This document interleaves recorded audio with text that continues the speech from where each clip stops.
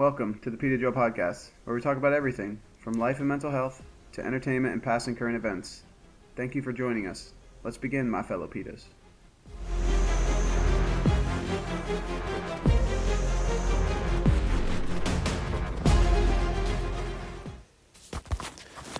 Welcome back to the Peter Joe Podcast. Today, me and my son, Mr. Waffles, are going to discuss his two favorite Marvel movies, which are Into the Spider-Verse, 2019 release, and the sequel, Across the Spider-Verse. It was released in this year, 2023. This will be mainly me picking his brain about both films because he watched them a lot more than I have. I will also add my input so you get both sides of our answers. So both of these movies received great reviews on Rotten Tomatoes. So, Mr. Waffles, tell them the scores that these two movies received from the critics and the audience on Rotten Tomatoes. Okay, so in 2019, Into the Spider-Verse received a 97 from critics and a 94 from the audience. The audience is Rotten Tomato. So the 2023 Across the Spider-Verse received a 97 and an 84 from the audience. A 94, yeah. Yeah. So both got really good scores. So, like I said, they did good in the box office. They did good with the critics. They did good with the Marvel fans alike. All right, so let's get into this discussion. I wrote a couple questions. All right, Mr. Waffles, we're both going to answer these. You go first for each question. Give me from a 1 to 10, what do you rate each movie? So we'll start with the first one. Into the Spider-Verse, what would you rate it from 1 to 10? It's in my top 3 favorite movies. Oh, cool. The new one is probably in my top 10. So what do you rate them as score-wise from 1 to 10? Probably a 9. So into the first one, a 9? Yeah. Into the Spider-Verse? Okay, what about the newest one, Across the Spider-Verse? Okay, I'll probably rate it a 7.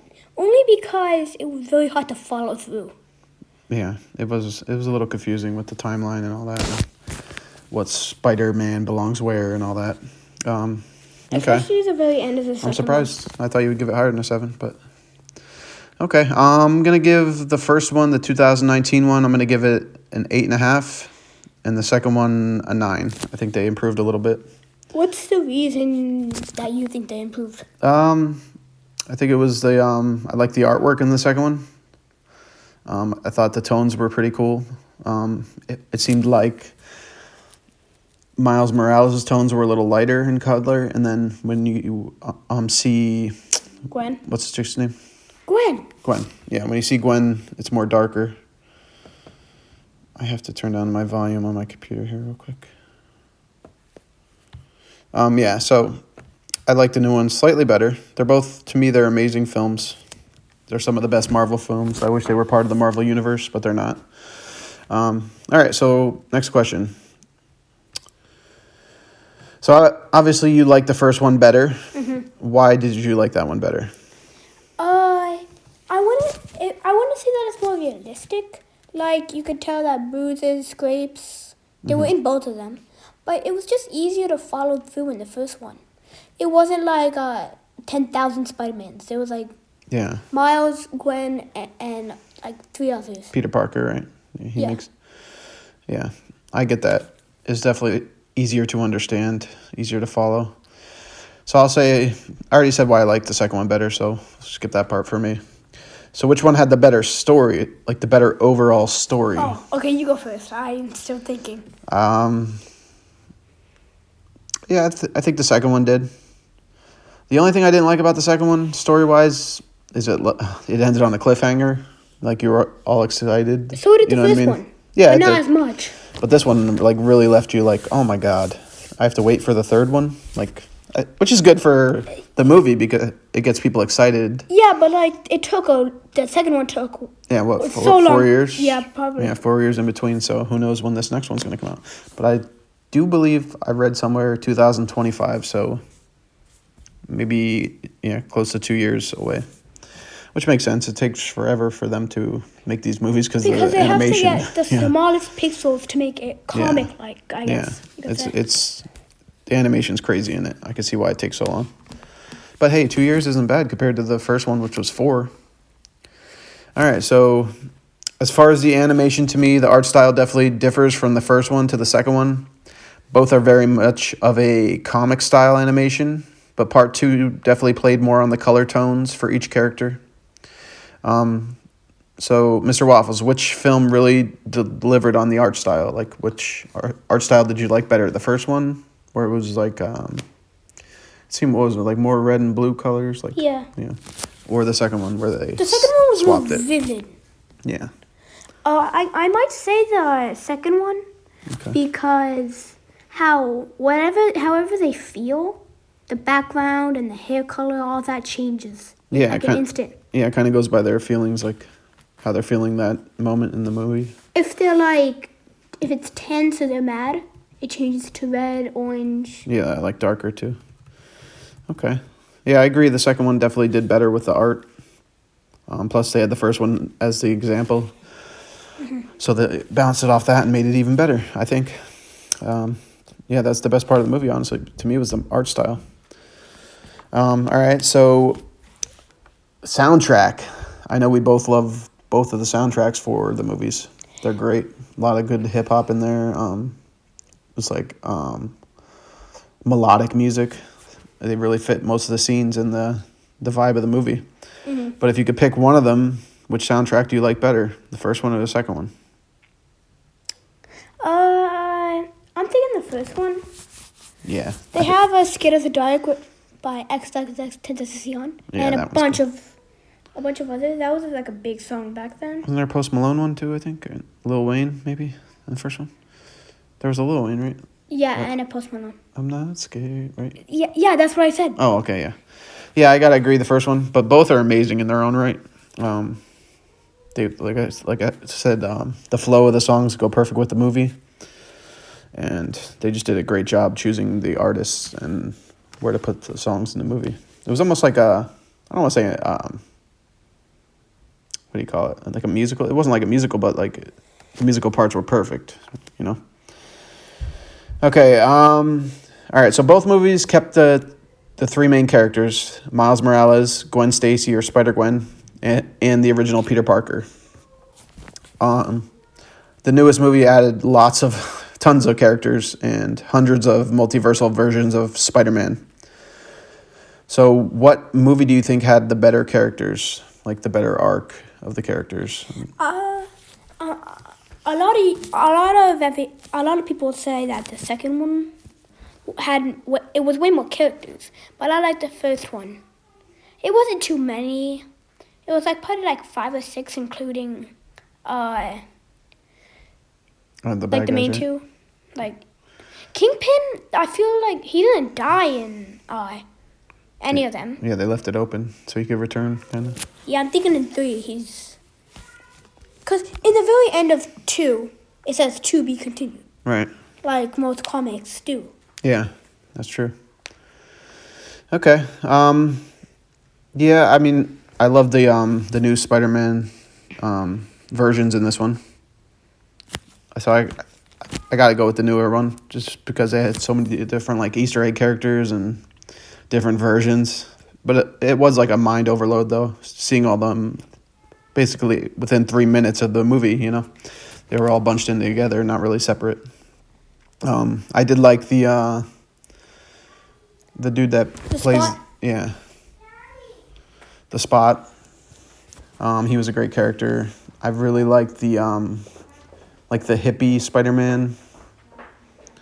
The Spider-Man that doesn't give a crap about anything. He was cool.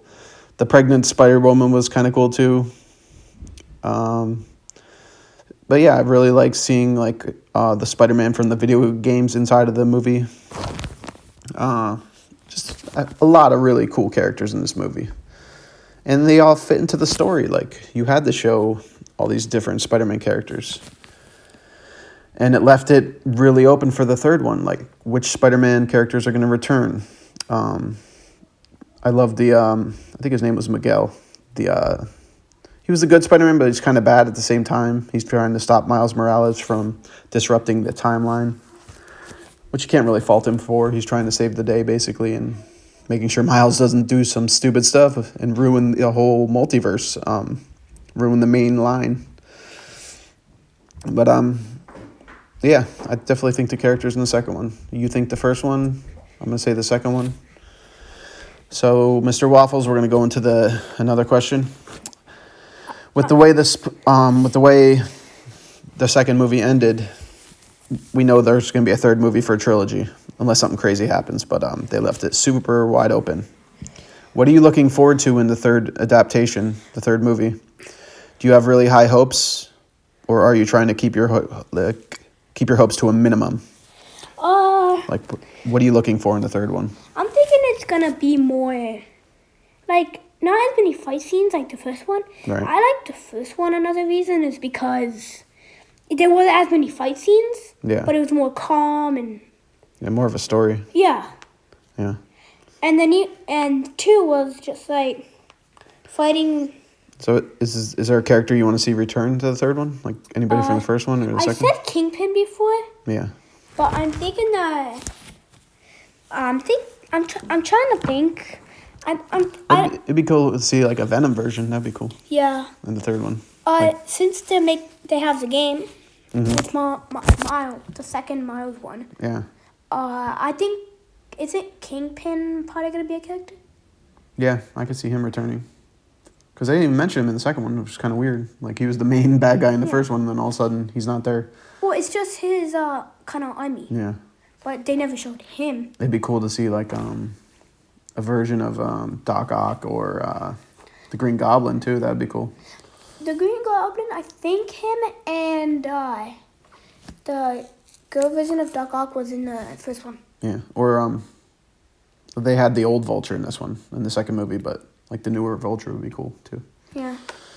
All right, so for me, I do have high hopes for the third one. I don't see how it could turn out bad, honestly. The first two were amazing. Like I said, I'm hoping to see Venom. I'm hoping to see more areas, more areas of the multiverse. I think they could go many places with that, at least in the third one.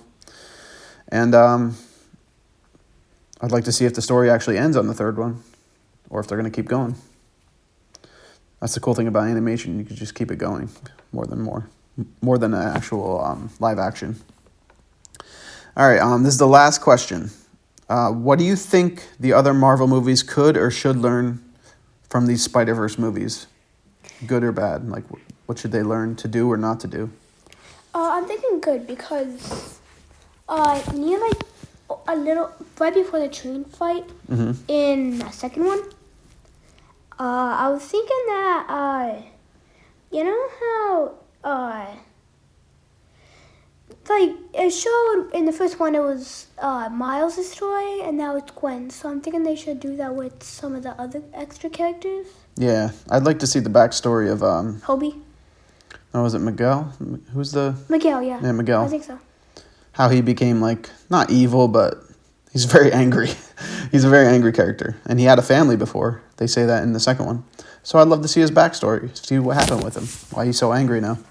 Because he seemed like he was a nice guy before then with the family and everything. So I'm guessing something probably happened to his family, and maybe they'll talk about that in the third one. Well, it's called Spider-Man 2029, so... Oh, 2029, okay. That's him. Yeah, so it's like futuristic too. Yeah. It's kind of weird. Which I think that they should put his suit in the game. Yeah. See, all right, so my answer for this, I think the other Marvel movies could learn consistency because both of these movies stayed consistent. They didn't venture off of the story or anything. They like Multiverse of Madness, the Doctor Strange movie should have used this formula. They didn't really do that great. Like, I still love Multiverse of Madness, but this Spider-Man movie did the multiverse right. Like, they did it correctly. So I think they could learn from that, at least some consistency, which we haven't been seeing from the new films and shows, especially not the shows. Anything else? One more thing, not about this, but we're almost at 1,000. Yeah. So be sure to downloads. follow. Yeah. You want to take it? Yeah, follow, like. We're on a bunch of different platforms right now. iHeartRadio, Spotify, Samsung, Apple Podcasts. I believe we're on the Alexa app. I think And it's Apple. Apple, yeah. And Podbean. Our main website is on Podbean, and you can see all these different apps that we're linked to on there. So yeah, follow us on there. You'll get the notifications of the new releases each week, or if it's twice a week, you'll get the notifications as long as you're following on Podbean. All right, so thanks for listening to the newest episode of the Peter Joe Podcast. We will be back soon with a brand new episode in this upcoming week. Like always, stay positive, stay hopeful, stay positively hopeful. Goodbye. Bye.